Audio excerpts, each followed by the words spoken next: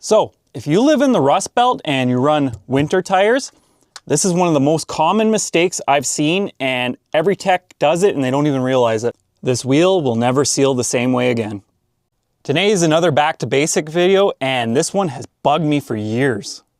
This is about bead sealer, aluminum wheels, and good intentions, and how they screw over the customer years later, but no one's really connected the dots. So by the end of this video, I think customers will have connected the dots, and hopefully we can change technicians to be better and not do what I think they're doing.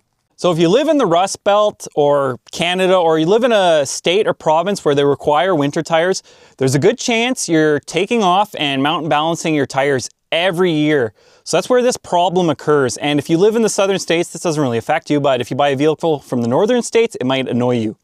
All right, so what's happening? If you live in a state or province where you require winter tires, or you just have winter tires, either you have a second set of rims or you have one set of rims. If you have one set of rims, you're taking these on and off.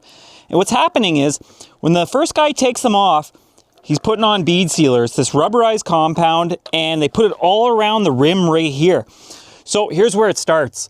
The next person who takes this off to put on your summer tires, he's got to grind off that rubber compound. It's super hard. It's going to mismatch the rim with the tire. It's going to be on the tire. And the only way to get it off is to use a rubberized rubber remover tool. But a lot of techs don't do that. What they do is they grab this. And what this is an abrasive disc, and it does some damage. It's a weapon. This is just shitty rims, and you can see here, it scratches them. But when they're doing this, they're grinding this rubber compound off, and they're taking the sealing surface of the rim with it. They're grinding right through the paint, and they're exposing bare aluminum. So what happens after a few seasons of coming on and off is the salt gets in there, the aluminum oxidizes from air, because let's be honest, there's air on the inside of the tire, and it creates long-term leaks. That just turns into a snowball.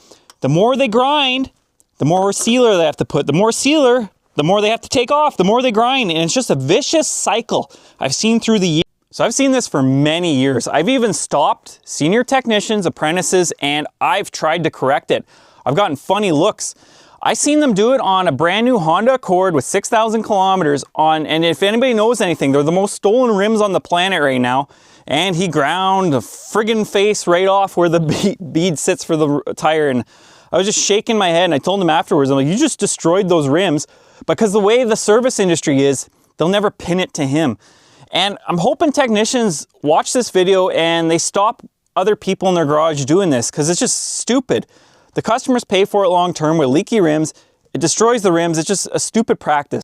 Now for the other thing in my mind is flat rate. Flat rate encourages this.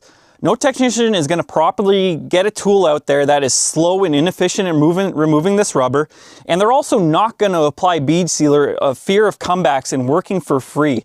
So it's a double-edged sword.